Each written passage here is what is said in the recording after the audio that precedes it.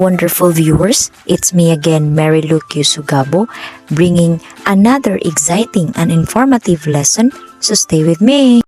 Magandang araw sa inyong lahat. Ako nga po pala si Mary Luke Sugabo, nagdadala ng bagong aral at talakayin sa kursong Masining na Pagpapahayag.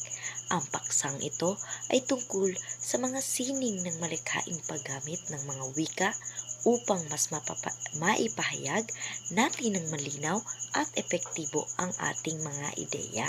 At sa pagtatapos ng bidyong ito, inaasahan kayo na matukoy ang wastong paggamit ng mga salita sa pagsulat at pagsasalita.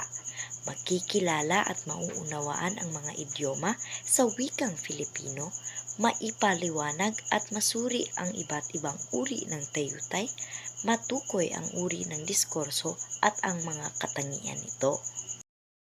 Ngayon, titingnan natin ang pangkalahatang balangkas ng nilalamang ito. Una, magsisimula tayo sa wastong gamit ng mga salita. Susundan ng mga idioma, tatalakayin rin natin ang uri ng mga tayutay at sa huli ay ang diskurso at mga uri nito. Habang nag-aaral, gagamit tayo ng mga halimbawa at aplikasyon sa totoong buhay upang mas maunawaan ang aralin. Magsisimula na tayo sa ating paglalakbay sa mundo ng masining at malikhaing pagpapahayag. Magsisimula tayo sa wastong paggamit ng mga salita. Maraming salita sa Filipino ang nagkakapalitan ng gamit dahil hindi lubos na uunawaan ang kanilang tamang kahulugan at konteksto sa pangungusap.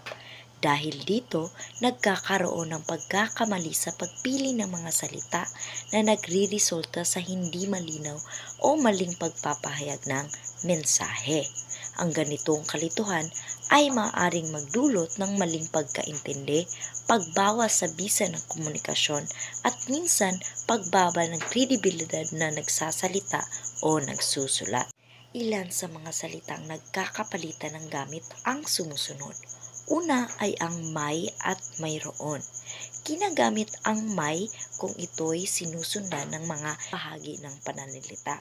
Ito ay ang pangalan, pandiwa, pang-uri, pantukoy na mga, at pang-ukol na sa. Ngayon, alamin natin kung ano ang kahulugan ng bahaging pananalitang ito at paano gagamitin ang salitang may sa isang pangungusap. Una, ang pangalan ay ito ay ngalan ng tao, hayop, lugar o mga pangyayari. Halimbawang pangungusap nito ay may aklat ako. Ang aklat ay siyang ngalan ng bagay at nasa unahan ang salitang may. Dumako naman tayo sa pandiwa. Ang pandiwa ay ang salitang nagsasaad ng kilos. Halimbawa nito ay ang may gagawin pa ako. Ang may ay ang salita na nagwawasto sa pangungusap na ito. At ang pandiwa nito ay ang gagawin. Katulad din ng pangungusap na may aayusin siya sa opisina. Ang aayusin ay ang pandiwa. Ako naman tayo sa pang-uri. Ang pang-uri ay isang salitang naglalarawan sa pangalan. Katulad ng halimbawang may mabait na guro sa aming paaralan. Ang may ay ang wastong gamit ng salita na sinusundan ng isang pang-uri, ang mabait.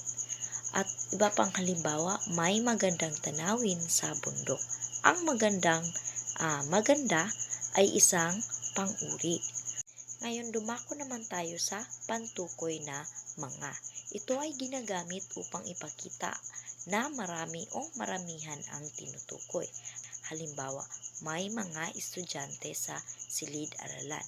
Ang may ay sinusundan ng isang pantukoy na mga. Iyan ay ang mga estudyante. Katulad rin ng mga bulaklak at ang mga ibon. Dumako naman tayo sa mayroon na salita. Ginagamit ang mayroon kung ito ay sinusundan ng isang kataga o inklitik at sinusundan ng panghalip palagyo. Halimbawa ng sinusundan ng isang kataga o inklitik ay ang mga salitang ba, kaya, nga, rin, din. Halimbawa, mayroon ba siyang pasalubong? Ito ay patanong na pangungusap.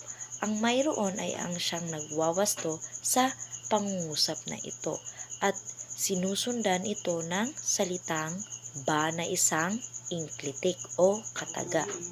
At sa sinusundan ng panghalip palagyo naman, ang panghalip na palagyo ay nagpapakita kung sino ang nagmamay-ari o taglay ng bagay. Halimbawa, mayroon akong kotse.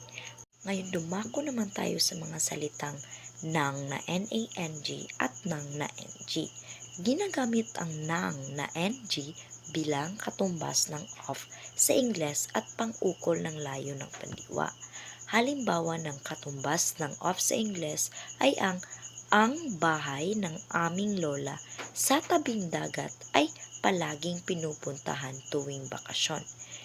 Ang bahay ay nagsisilbing nagpapakita ng pagmamay-ari o ugnayan upang makabuo ng kabuluhang pangusap na ginagamitan ng nang na ng na salita. Naman tayo sa pang-ukol ng layo ng pandiwa. Ginagamit upang ipakita kung ano, sino ang tinutukoy o apektado ng kilos ng pandiwa. Halimbawa, si Maria ay kumain ng mansanas sa umaga. Ang mansanas ay ang nagsisilbing apektado ng kilos ng pandiwa at ang pandiwa dito ay kumain. Dumako naman tayo sa ginagamitan ng nang na nang bilang katumbas ng when sa Ingles, kasing kahulugan ng noong, katumbas ng so that or in order to sa Ingles at nag-uugnay sa pandiwa at pang-abay. Ngayon dumako naman tayo sa mga salitang daw o din at raw o rin. Ito ay ginagamit ang daw at din kapag ang salita ay sinusundan na nagtatapos sa katinig at ang raw at rin kapag nagtatapos sa patinig o malapatinig. Ngayon halimbawa ng mga pangungusap na may daw at raw. Maganda raw ang damit. May sayawan daw sa plaza. Ngayon makikita nyo na ang maganda ay nagtatapos sa letra na A na isang patinig. At ang sayawan na salita ay nagtatapos sa katinig.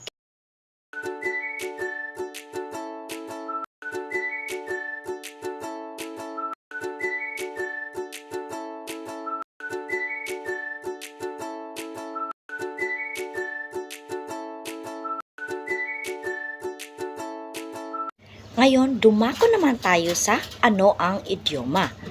Ang idioma o idiomatikong pahayag o sa wikain ay mga salita o parirala na may nakatagong kahulugan o hindi dapat inuunawa sa literal na paraan. Ibig sabihin, ang tunay na mensahe nito ay patalinhaga o gumagamit ng malalim at masining na pagpapahayag. Narito ang mga halimbawa ng idiomatikong pagpapahayag. Ang mga salitang idioma na kapilas ng buhay ay nangangahulugang asawa, tulad din ng bukas ang palad na nangangahulugang matulungin. Narito ang mga halimbawa gamit sa pangungusap. Halimbawa, si Lolo ay kayod kalabaw mapag-aral lamang ako. Ito ay ibig sabihin na walang tigil sa pagtratrabaho ang kanyang lolo upang makapag-aral lamang siya. Mayroon ako ritong 20 halimbawa ng salitang idioma at ang kahulugan nito. Pwede nyo itong basahin.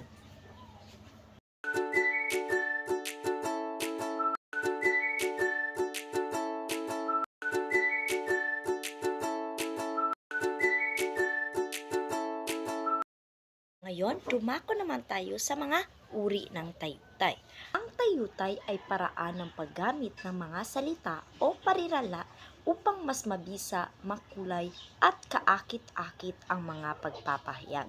Sa pamamagitan nito, hindi lamang karaniwan o literal na kahulugan ang ipinapakita, kundi nagkakaroon ng malalim at masining na kahulugan ang pahayag. Narito ang mga uri ng mga tayutay na ating uunawain bawat isa.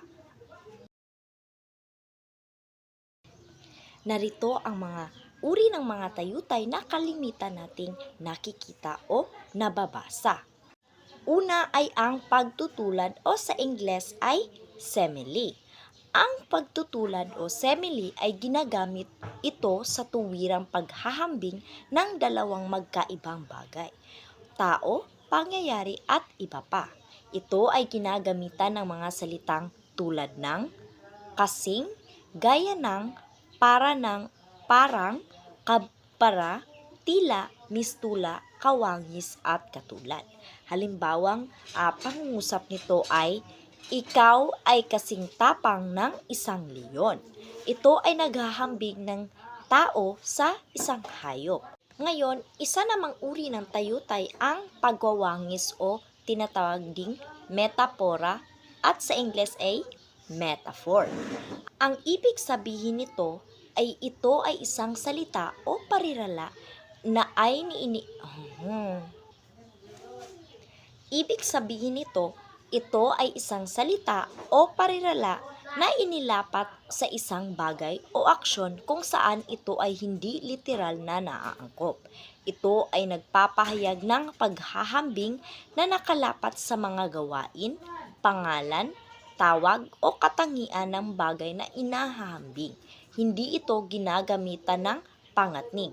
Hindi ito ginagamitan ng pangatnig katulad ng simile o ang pagtutulad. Halimbawa nito ay ang pagtawa ay ang musika ng kaluluwa.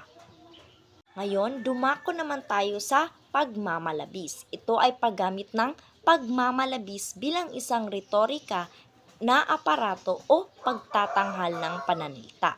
Ito ay maaaring gamitin upang pukawin ang matinding damdamin o upang lumikha ng isang malakas na impresyon, ngunit hindi ito sinadya upang kunin ng literal. Halimbawa, gutom na ako kaya kong kumain ng kabayo. Namatay ako sa kahihiyan. Siya ay kasing tangkad ng isang tore. Umuulan ng pusa at aso. Naglalakad ako ng 1,000,000 milya para makarating rito. Ito ay nagpapakita ng mga pahayag o mga salita na hindi nagagawa ng isang normal na tao. Ngayon, dumako naman tayo sa paghihimig o onomatopeia. Ito ay proseso ng paglikha ng isang salita na ginagaya, kahawig o nagmumungkahi ng tunog na inilalarawan nito. Halimbawa ay, nagulat ako sa lakas ng bip-bip ng truck. Ang paghihimig o onomatopeia na ginamit ay ang himig ng truck na ginamitan ng salitang beep-beep. Iba pang halimbawa ay, may narinig akong meow-meow sa likod ng bahay namin na nagpapahiwatig na may pusa sa likod ng bahay.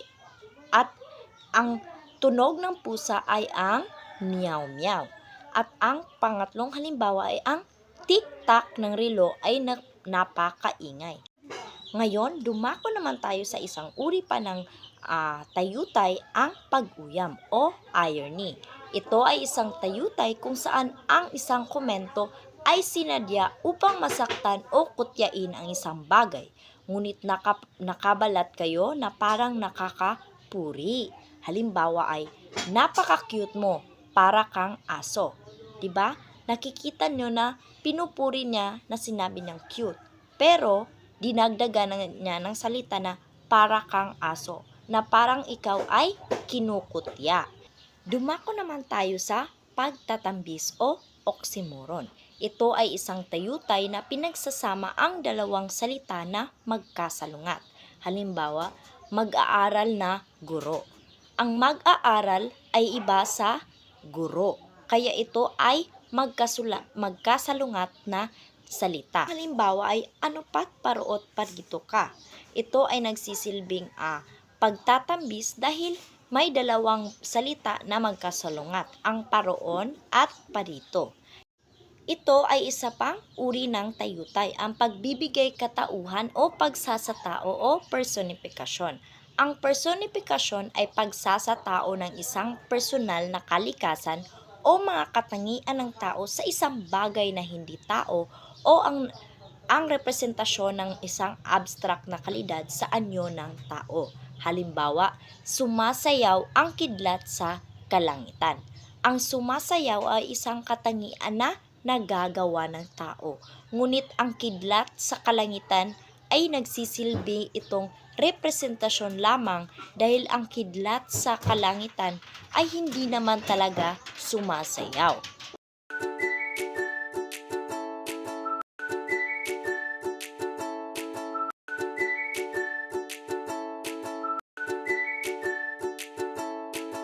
Ngayon, dumako naman tayo sa diskurso at ang mga uri nito. Ngayon, alamin natin kung ano ba ang diskurso. Ayon kay Webster, 1974, ang diskurso ay verbal na komunikasyon tulad ng karaniwang pag-uusap o konversasyon. Ibig sabihin, nagaganap ito kapag may pagpapalitan ng ideya o impormasyon sa pagitan ng tao o higit pang mga tao. Samantala, ayon kay Leo James English 20,007, ang diskurso ay hindi lamang simpleng pag-uusap. Ito ay tumutukoy rin sa pagsasalita at pagtatalumpati, kung saan mas malalim na pagtatalakay sa isang paksa. Maaari itong gawing pasalita, halimbawa lamang ay talumpati, debate o talakayan o pasulat.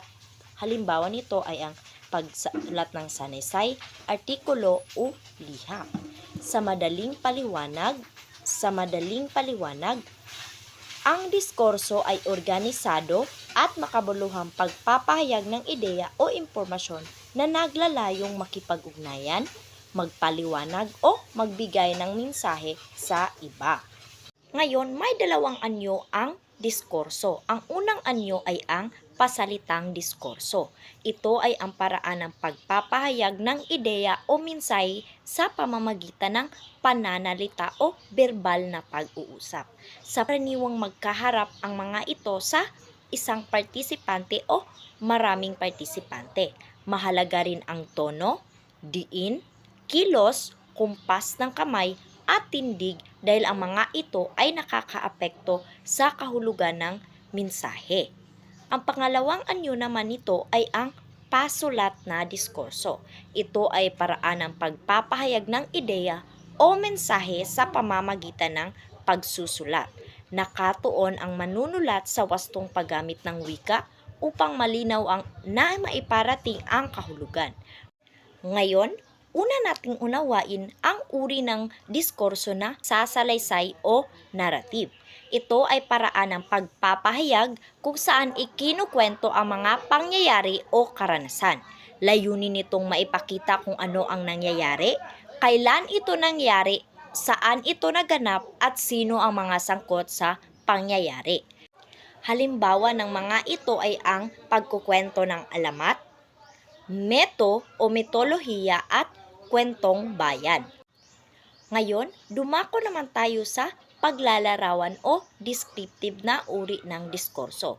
Ito ay paraan ng pagpapahayag na naglalayong ipinta sa isip ng mambabasa o ang mga tagapakinig ang isang tao, bagay, lugar o pangyayari. Ginagamit dito ang mga salitang tiyak at malinaw at lalo na ang pang-abay at iba pang deskriptibong salita upang maipakita ang hitsura, kilos, tunog, amoy, lasa, damdamin na kaugnay na nilalarawan.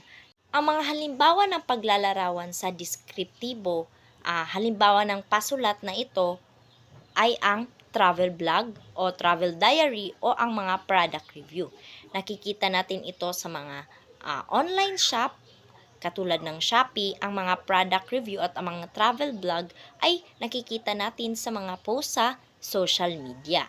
Ngayon, dumako naman tayo sa isang uri ng diskurso, ang paglalahad o expository. Ito ay paraan ng pagpapahayag na naglalayong ipaliwanag, linawin ang isang ideya, konsepto, kaisipan, bagay o paninindigan upang ganap itong maunawaan ng mambabasa at nakikinig.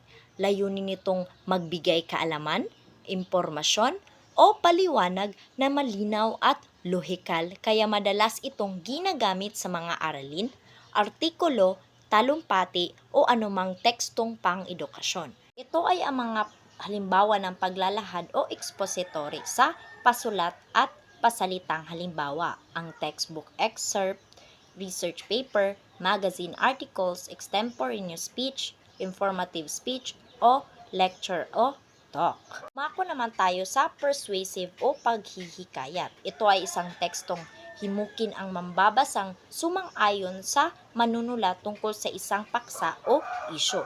Sa pagbuo ng tekstong ito, kakailanganin ang matibay na ebidensya at mga katwiran upang mahikayat ang taong paniwalaan ang pananaw at tanggapin ito. Mga halimbawa ng pasulat na persuasive o panghihikayat at pasulat man o ito o pasalita, ang position paper, editorial, persuasive essay, oratorical speech at isang campaign speech. Ang ikalimang uri ng diskurso ay ang pangangatwiran o argumentative. Ang tekstong argumentatibo ay isang uri ng teksto na ang pangunahing layunin ay makapaglahad ng katwiran. Dapat may matibay na ebidensya tulad ng sariling karanasan, kasaysayan, kaugnay na literatura o resulta ng empirikal na pananaliksik.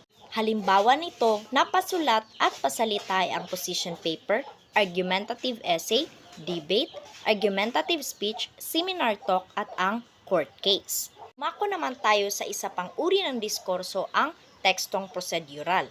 Ang tekstong prosedural ay isang espesyal na uri ng tekstong expository na inilahad nito ang serye o mga hakbang sa pagbuo ng isang gawain. Ang halimbawa ng mga pasulat o pasalitang tekstong prosedural ay ang paggawa ng recipe, user manual, laboratories procedure sa science, demonstration speech, tutorial video, orientation o briefing o ang tour guide.